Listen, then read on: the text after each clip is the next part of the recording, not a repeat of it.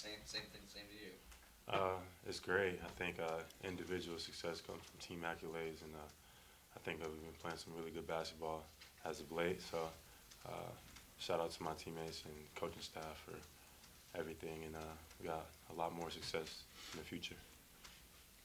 Same. I think our teammates and coaches make it possible for us to go out there and do what we do. So, I'd like to thank them for giving us that trust and believing in us and letting us go out there and play our game. Does the mindset change at all when you go into a conference tournament versus regular season? Did you say The mindset? mindset, yeah. Uh, Same mindset. It's just a game. We treat every game like it's a Final Four, like it's a championship. We really want to win. We don't ever go into a game with a mindset maybe that's like days ago. Every game is win or lose, live or die. So, same mindset. Just come in, play together. No need to switch it up. No need to reinvent the wheel. It's just basketball. Coach was saying, especially because you don't necessarily know your opponent until right before, that more of the practice focus is on doing what you guys do well as opposed to worrying about the opponent. Is that sort of the approach you need to take, you think? Yeah, whatever approach coach wants to take, I'm cool with it. He's running this team. I'm just trying to do I'm just trying to do what he asked me. That's it. When did you start playing chess? Uh, 5. You were captain of your middle school team, right? Yeah. Was there a team at your high school or? There was a club. I don't know if they competed professionally, but it was like a club that I visited every now and then. But I wasn't as into it in high school. I had other things I was into, like basketball and things like that. It took up more of my time, like Habitat for Humanity, Men and Women of Distinction, things like that. But middle school, I was more into it. How many houses did you build for Habitat for Humanity? Houses? We didn't build any houses, but I remember one specific story. We raised a lot of money for a family who we raised a lot of money for Go Green organizations, and did a lot of stuff like recycling and things like that to kind of help. Because it's not as big in Georgia as it is in California, like recycling different bins to put it in and things like that. And we use that money to help the school. What's Men and Women of Distinction? It's like a club for girls and guys who just try to represent the Willie High School in the best way we could. We did things like run car washes to start fundraisers just to raise money for the community, etc. We just try to do things to kind of just put ourselves in place to be successful young men and women. What impelled you to join those groups? Uh, I'm not sure. Maybe. Well, my mom always encouraged me to maybe join a lot of extracurricular activities. She wanted to keep me occupied, so maybe my mother is the reason why I was into a lot of that stuff, and a lot of that cultural capital that I got from Willow High School. I would give credit to my mother because that's what credit is due. And I know you took a postgrad class last semester. How did that go? And I know you had a 20-page paper, right? Was that pretty intense? It was a pretty intense class, 20-page final. Ended up being like 23 or 24 pages, but very intense class, theoretical studies. Derek Van Ryn was a professor. I really learned a lot in his class. The stuff I learned in that class, I'll probably take with me for the rest of my life. So, shout out to him. Yeah. Why'd you want to join a grad level course? I think you were the only freshman to ever take that class. The information that was required, that was in the requirements for the class, I thought this is the type of information I'm trying to get a hold of. And also, Cal Berkeley doesn't have a major in education department, and I took a class in education in the summertime, and I really found it interesting. So I thought since they didn't have a major for education, I thought I'll just start off by maybe taking this grad level education course. What did you take away from that class? It's too much to pinpoint, like in specific, but just a lot. Like I don't want to just throw out anything, but there's so much. Maybe another time we'll just sit down and discuss it. Maybe later. That'd be fantastic. Okay. That's a little change of pace here. Yeah. How many books on average do you? I mean, do you try to read like a book or two a week or anything like that? Or, are you not that kind of an intellectual guy? Oh, I love reading. I have a lot of books. I have a long list of books. A lot of them are required for the classes here at Berkeley, so I have to put those first because those are the ones that we have to do to get a grade. Right now in class, we're reading with Professor Mahir. I'm reading Before the Mayflower, and it just talks about reconstructional age in history and things like how things were constructed in America and how African Americans came about and the success that they had and stuff like that. Beyond basketball, why do you think is it that academic outlet that's making Cal the right fit for you? Why do you think this is the right place for you beyond just what you're doing on the court? Just the education that's accessible here. There's a lot of things that you have access to at the University of California that you might not have access to at a different university. It is the #1 public university in the world, top 5 period. So it's a research university, and a lot of things are invented, discovered, and benefited from here for the betterment of society. So you're one of the guys who has the Berkelium and Californium T-shirts. I need to get one. I definitely need to get one. I didn't even know that was started here until I got here. Those 2 elements, but now I know, so I have to get a shirt. Okay, Tyrone, I got a basketball question. In Tucson, you had a pretty challenging game, and then things went really well for you on Saturday night. What was the difference in those 2 games? Obviously, different opponent, but what was different for you?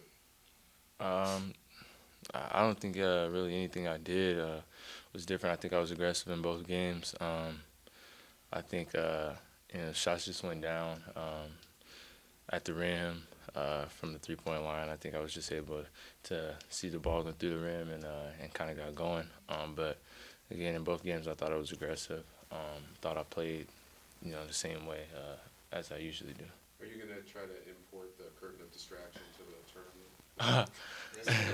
Free throws. The 2 guys riding each other in the blue and gold bodysuits seem to really work for you. No, I mean, like I said, I didn't even notice it.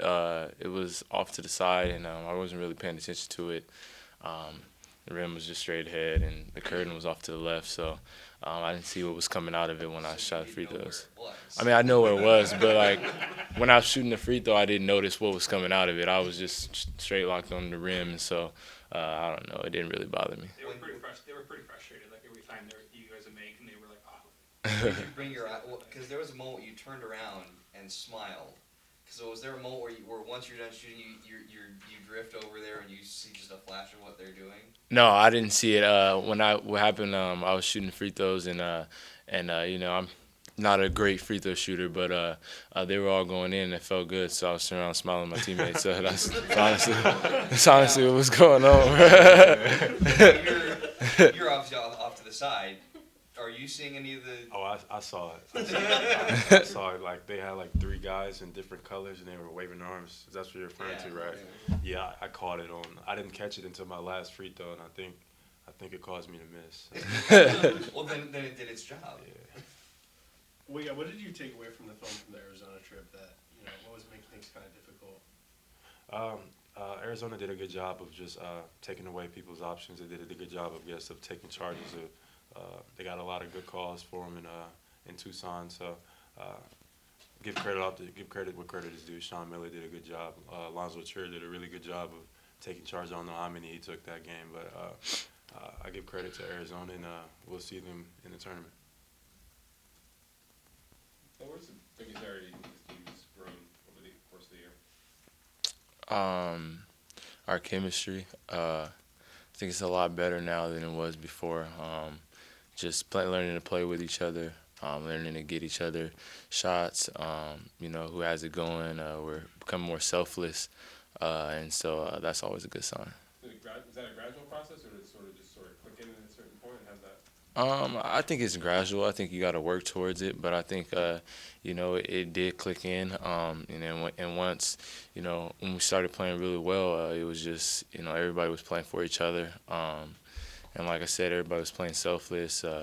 It didn't really matter how many shots you had. If one guy had it going or 2 guys had it going, we're trying to get him the ball. And so I think it did click in. I think everybody still has to, play their game and be aggressive and do what they do. But in doing so, it's always good to, look out for your teammates and if somebody has it going, and feed them.